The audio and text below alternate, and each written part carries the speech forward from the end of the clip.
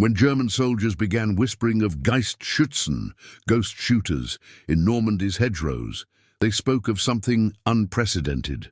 Officers reported anomalies. Sentries vanishing without sound, entire patrols paralyzed by invisible terror, commanders eliminated with surgical precision. Wehrmacht intelligence struggled to comprehend a phenomenon that violated every tactical assumption. The answer lay not in technology or numbers, but in men who transform patience into lethality, averaging 4.2 confirmed kills daily. What the Germans feared most wasn't the bullet. It was never knowing where it would come from. June 7th, 1944, 0447 hours. Normandy's bocage country lay shrouded in morning mist, the air thick with cordite and the metallic stench of recent combat. Temperature hovered at 11 degrees Celsius. Rain had turned sunken lanes into muddy trenches where Allied infantry died by the dozen, pinned by enemy fire they couldn't locate. The Norman hedgerows, ancient earthen walls topped with impenetrable vegetation, had transformed into a defender's paradise and an attacker's nightmare. The strategic situation was becoming critical.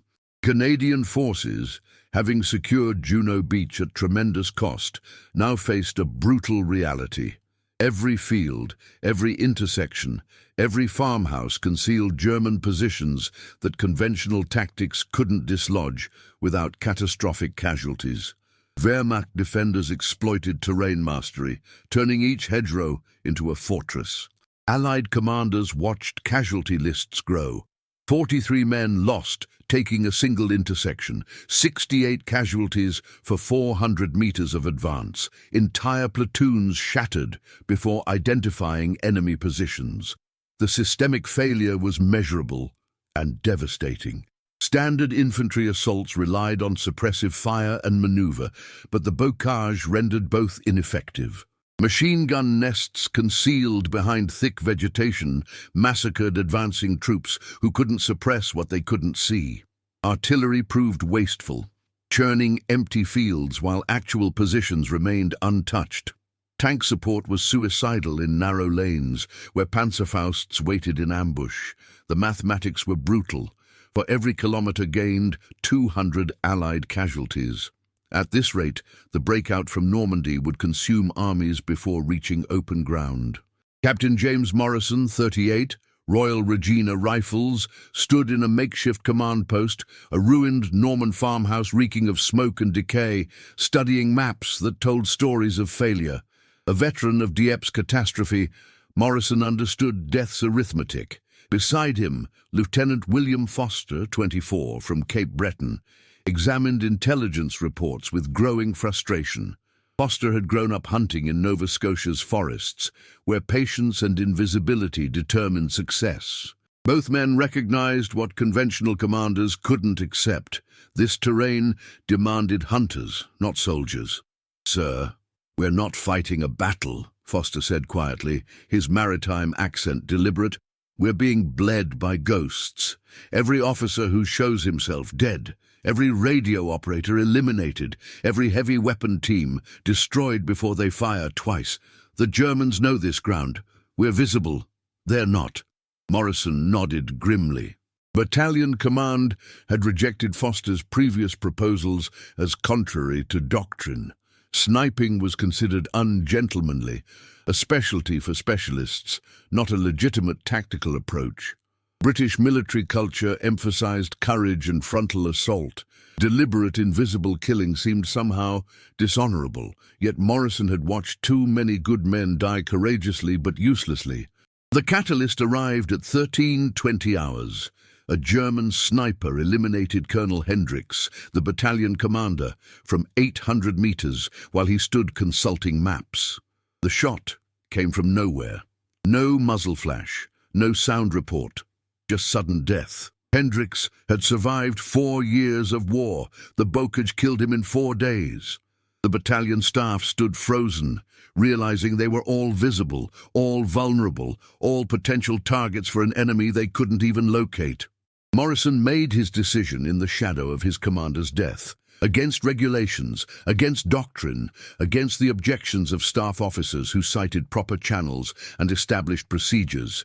He authorized Foster to handpick 20 men, not regular infantry but hunters and outdoorsmen from Canada's wilderness regions, trappers from Manitoba, foresters from British Columbia, farmers from Saskatchewan who understood wind and distance and the virtue of absolute stillness. Men who could read terrain like text, who measured success not in ground taken, but in invisible control achieved. The selection criteria were unconventional. Shooting accuracy mattered less than temperament. Could a man remain motionless for 8 hours? Could he think like predator rather than soldier? Could he kill without remorse or hesitation, then vanish before counterfire arrived? Morrison wanted hunters who understood that battlefield supremacy wasn't won through courage, but through making the enemy terrified to move, speak, or reveal themselves. The first briefing occurred in a stone barn, 1,800 hours, under conditions of absolute secrecy. Foster stood before 20 men whose hands bore calluses from rifle stocks and axe handles, whose eyes held the patience of those who understood that nature rewarded stillness. Around them, conventional battle continued. Artillery exchanges, small arms fire, the organized chaos of modern warfare. But in this barn, Foster proposed something different. Warfare as individual art, where one invisible man could paralyze an entire enemy company through terror and precision. "Gentlemen," Foster began, his voice carrying maritime pragmatism, "you're not here to be heroes. Heroes charge machine guns and get medals posthumously.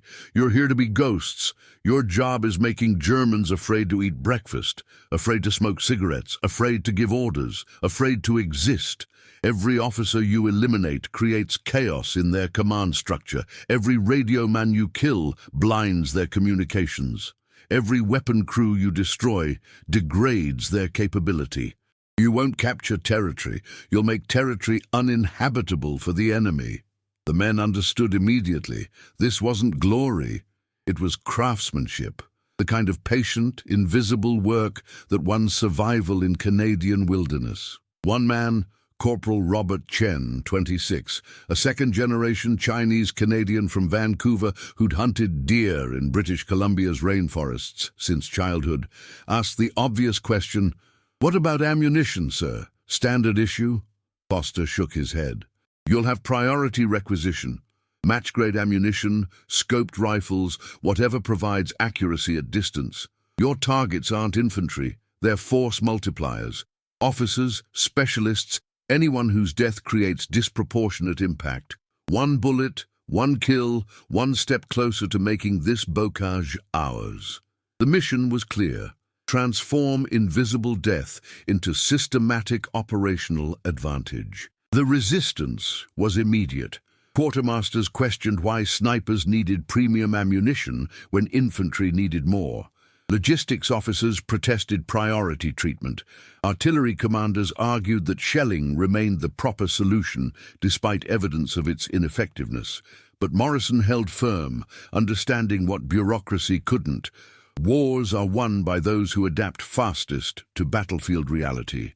As midnight approached, the 20 men dispersed into Normandy darkness, each carrying a rifle and a mandate to rewrite warfare's rules. Behind them, conventional battle continued. Ahead lay hedgerows where patient hunters would transform terror into weapon, where silence would become more devastating than screams, where invisible death would teach Wehrmacht veterans to fear daylight itself. The genesis was complete. The ghosts were operational. And the Germans had no comprehension of what was coming. June 8th, 0530 hours. Dawn broke grey and hostile over hedgerow country that had consumed thousands of Allied lives in 72 hours. The Canadian sniper teams moved into forward positions, not as organized units, but as individual predators seeking optimal hunting grounds. Their operational environment was brutal. Constant artillery exchanges, sporadic small arms fire, morning mist that carried smell of decay and wet earth, and terrain that offered both perfect concealment and deadly exposure within meters. The physical conditions were punishing. These men operated without support, without immediate backup, often without direct communication. Each team, typically 2 men, shooter and spotter, carried 90 pounds of equipment: rifles, ammunition, camouflage materials, rations, water, optics. They would remain motionless for 8 to 12-hour stretches in conditions that tested human endurance. Rain that soaked through supposedly waterproof gear, cold that turned hands numb and made precision shooting nearly impossible, summer heat that bred insects and made scoped rifles too hot to touch comfortably. The terrain itself was enemy. Norman hedgerows weren't simple vegetation barriers. They were ancient earthworks 4 feet high, topped with brambles and hawthorn so dense that even cutting through required hours. Each field was isolated fortress. Visibility rarely exceeded 200 meters. Every movement risked exposure, every position potentially compromised by civilian informants, Wehrmacht patrols, or simple misfortune. The snipers worked in an environment where German defenders held every advantage. They knew the ground, they'd prepared positions, they could disappear into civilian populations.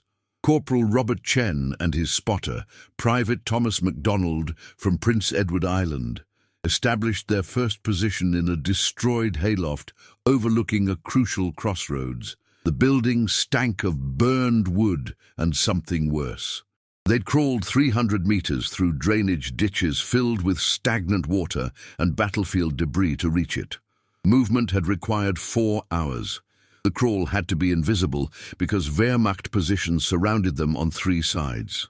One sound, one silhouette, one mistake meant death. Chen's rifle, a Lee Enfield No. 4 MKI equipped with a No. 32 telescopic sight, represented both capability and limitation. Effective range, 600 meters under ideal conditions. Accuracy, superb, if the shooter compensated for wind, humidity, temperature and adrenaline. The ammunition was match grade, but still subject to physics. Every shot required calculation, estimate range, measure wind, account for gravity drop, factor in target movement, then compress all that analysis into single trigger pull. The waiting was psychological torture. Chen lay absolutely still for 6 hours, observing German positions through gaps in ruined walls. MacDonald watched their flanks with field glasses, monitoring for threats while recording observations.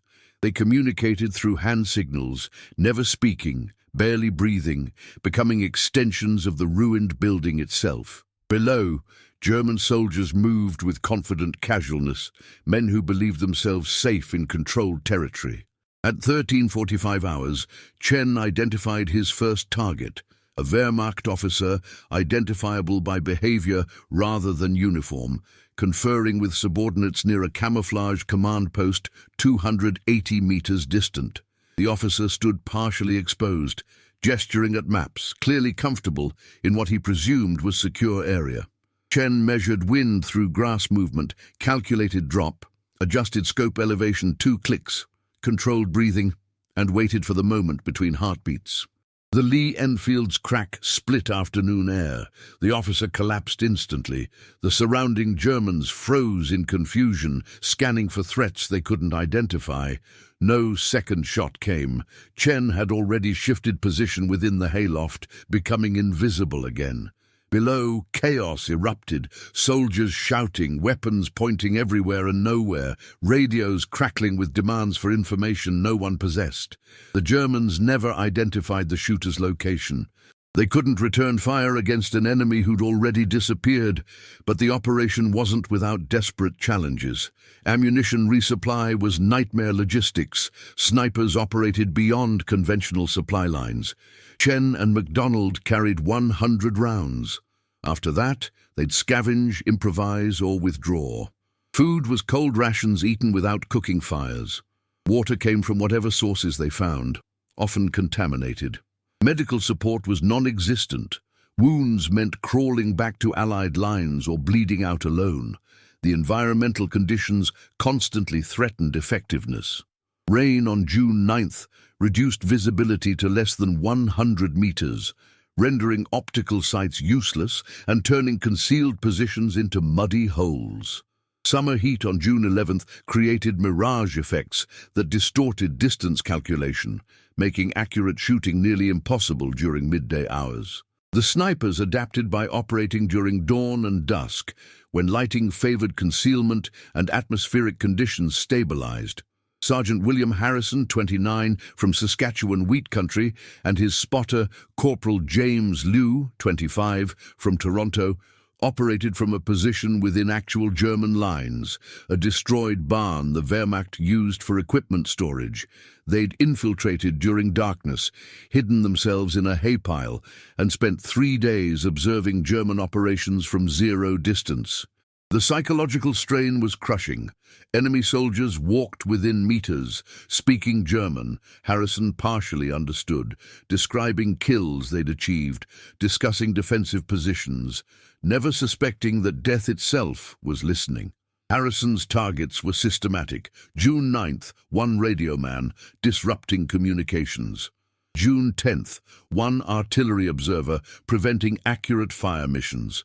June 11th, one combat engineer as he prepared demolitions. Each kill was calculated for maximum disruption. Each shot was followed by hours of absolute stillness while Germans searched frantically. Harrison and Liu couldn't evacuate. Movement meant exposure. They remained buried in hay, controlling bodily functions, enduring thirst and hunger, waiting for darkness to escape positions that had become traps. The human cost was immediate. Lance Corporal Michael O'Brien from Newfoundland was killed June 10th, caught during position change by Wehrmacht patrol.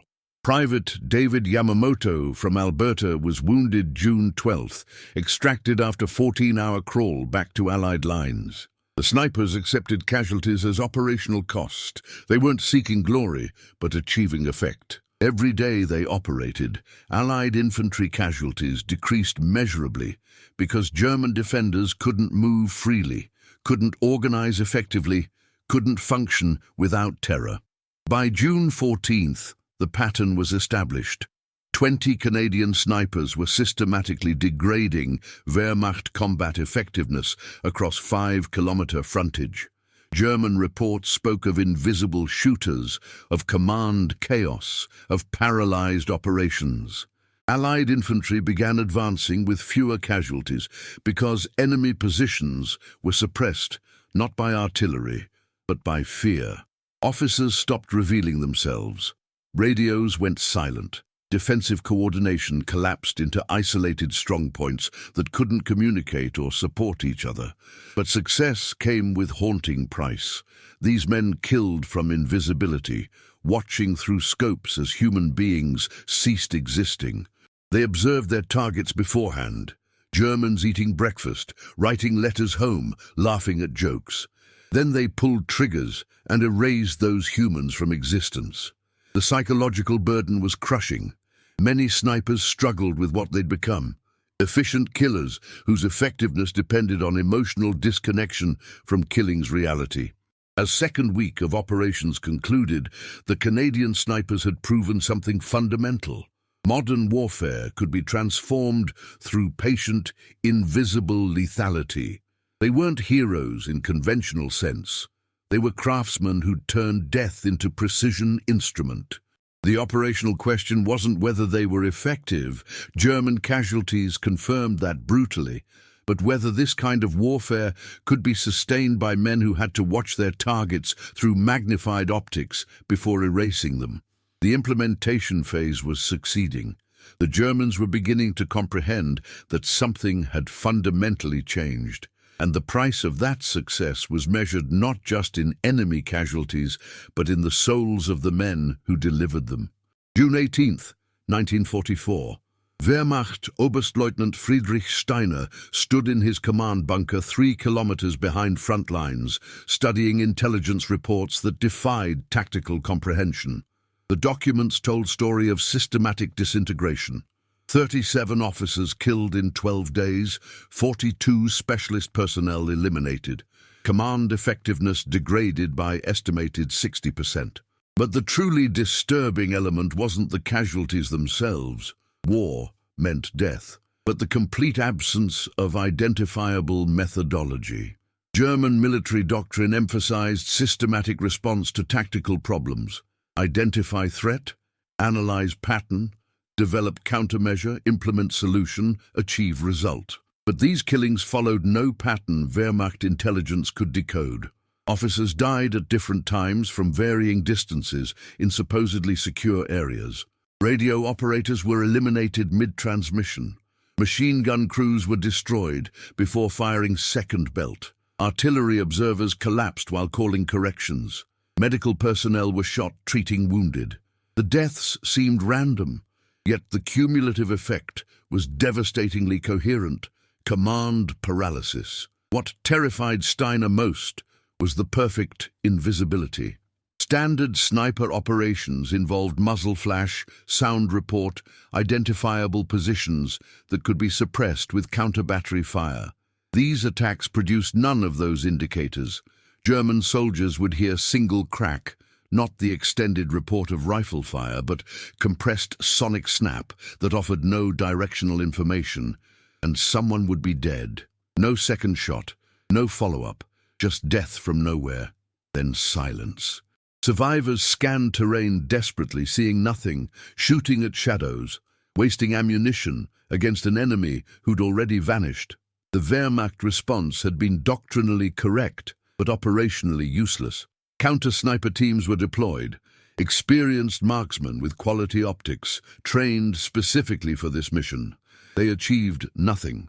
The Canadian snipers weren't fighting from fixed positions that could be identified and eliminated. They operated as mobile hunters who established temporary hides, took single shots, then disappeared before counterfire arrived. German counter-snipers found themselves scanning terrain, where threat could be anywhere or nowhere, trying to locate enemies who'd mastered invisibility. Steiner's intelligence officer Hauptmann Klaus Weber presented analysis that revealed the philosophical chasm between German and Canadian approaches. Herr Oberstleutnant, these aren't military snipers as we understand the role. Our doctrine emphasizes positions, fields of fire, coordinated sectors. These men operate as individual predators. They don't hold ground, they hunt targets. We're trying to suppress positions, but they're not defending positions, they're hunting us. The doctrinal incompatibility was profound. German military philosophy emphasized structure, hierarchy, coordinated operations within defined frameworks. The Canadian approach violated every principle: independent operation, target selection based on opportunity rather than orders, complete tactical flexibility. German commanders kept expecting conventionally coordinated sniper operations. Instead, they faced something closer to wilderness hunting, where individual predators exploited terrain mastery and target psychology. The psychological impact on German troops was catastrophic. Soldiers who'd survived Eastern Front's brutality, who'd endured Allied artillery bombardments, who'd fought through countless engagements, began exhibiting symptoms of profound fear. They refused to move during daylight. Officers concealed rank insignia. Radio operators abandoned equipment rather than use it. Specialists requested transfers from frontline positions. The invisible shooters had achieved what massive artillery barrages couldn't. They'd made Wehrmacht soldiers afraid to perform basic military functions. Private Hans Richter, 22, from Bavaria, recorded in his diary, "We call them Geistschützen, ghost shooters. Yesterday, Hauptmann Müller stood to observe enemy positions, dead before he lowered binoculars. This morning, Unteroffizier Schmidt tried to coordinate machine gun placement. Killed mid-sentence. We don't know where they are. We don't know when they'll shoot. We only know that anyone who reveals themselves dies. We stay hidden, we whisper. We move only during darkness. But they're always watching, always waiting. We're not fighting soldiers anymore. We're prey being hunted by phantoms." Deal, June 22nd, marked the tactical inflection point. Canadian Sniper Corporal James Mitchell, 27, from Manitoba, achieved something that crystallized German fear into operational paralysis. Mitchell had infiltrated to within 400 meters of German battalion headquarters, concealed in a drainage ditch beneath camouflage netting that rendered him invisible even at close range. Over 6 hours, he systematically eliminated the entire command structure: battalion commander at 0730, operations officer at 0945, senior NCO at 1215, communications officer at 1340, replacement commander at 1630. 5 kills, 5 bullets, complete decapitation of command hierarchy. The German battalion disintegrated into leaderless chaos. Units couldn't coordinate. Orders weren't transmitted. Defensive positions operated independently without mutual support.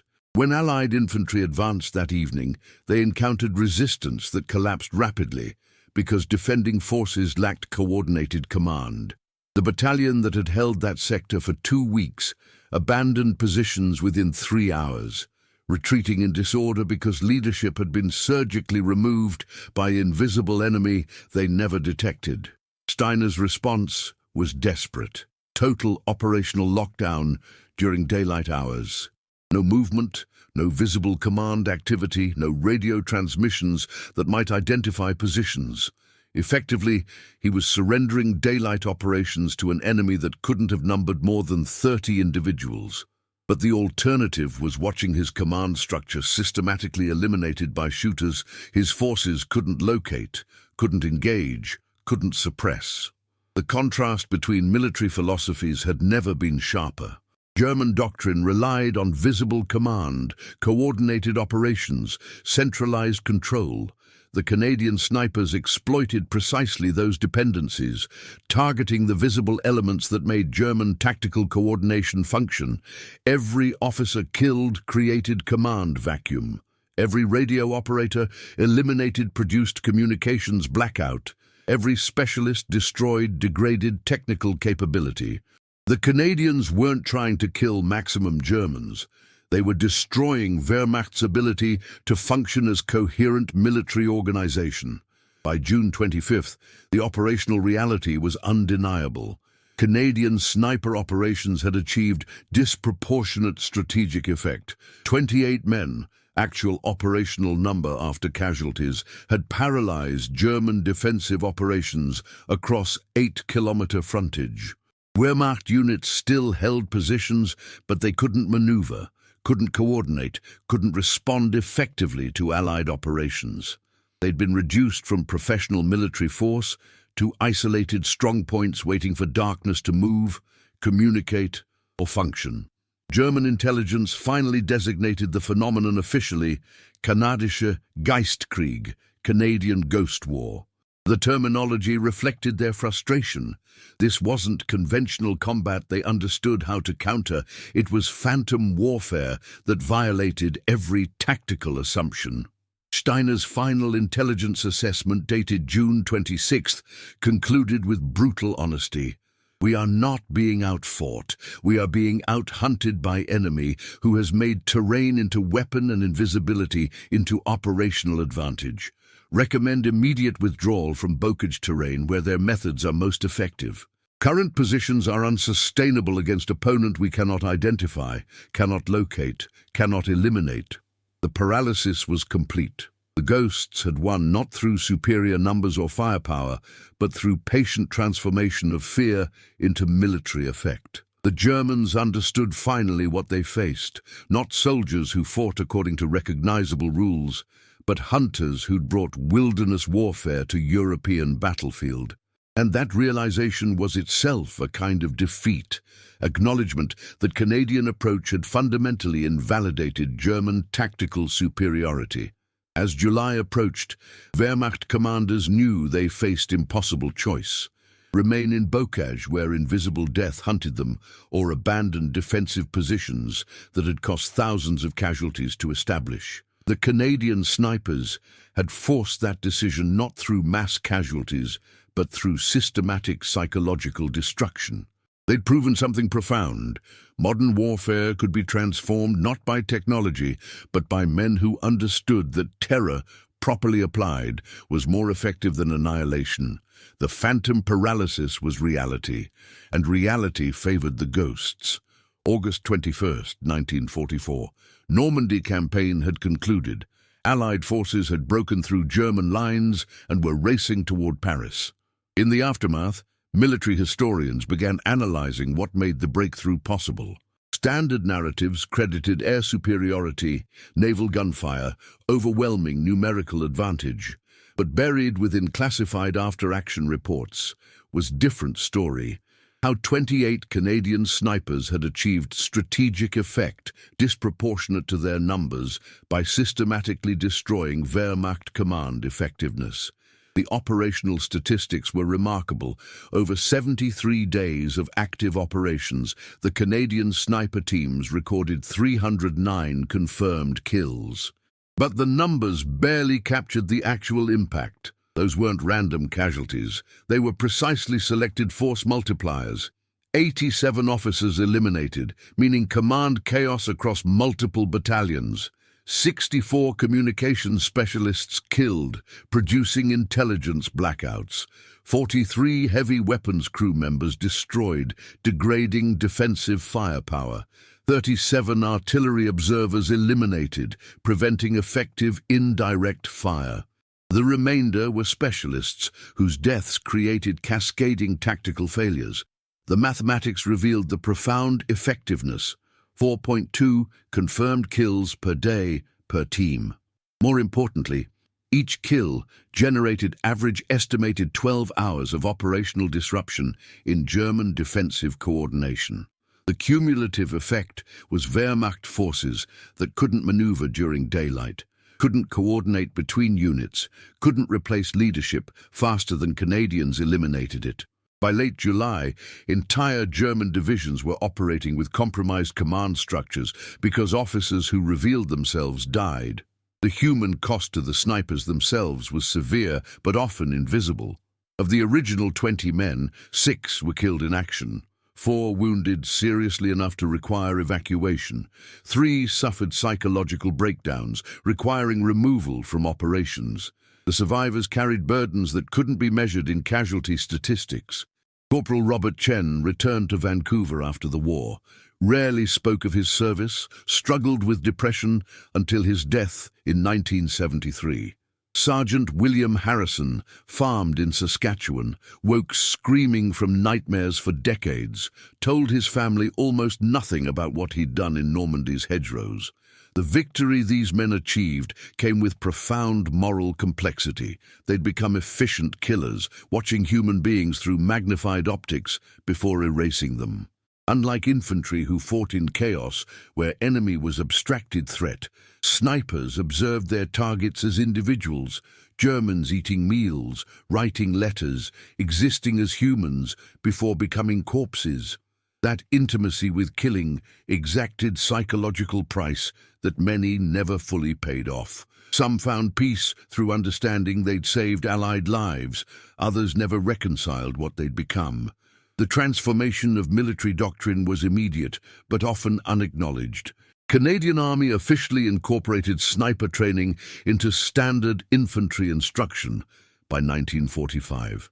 British forces, initially skeptical of ungentlemanly warfare, adopted similar programs after reviewing Normandy results. The American military, which had maintained sniper programs since World War I, expanded them substantially. The ghost shooters had proven that individual skilled marksmen, properly employed, could achieve strategic effects that entire battalions couldn't duplicate. But institutional recognition remained complicated. The sniper's effectiveness relied on invisibility, secrecy, methods that contradicted traditional military heroism. They didn't capture objectives, didn't hold ground, didn't fit narratives of courage under fire. Their contribution was making enemy afraid to function, not destroying them in glorious battle. Consequently, many received minimal recognition. Foster received Military Cross in 1945. Morrison was mentioned in dispatches. Chen received no decoration beyond campaign medals. The official record emphasized conventional operations. The ghost warfare remained footnote. The legacy became clear only decades later when military historians accessed classified records. A 1979 study by Canadian Defence Department concluded that sniper operations in Normandy had reduced Allied casualty rates by estimated 18 to 23% in sectors where they operated. That translated to thousands of lives saved, not through defensive protection, but through offensive suppression that made German operations impossible.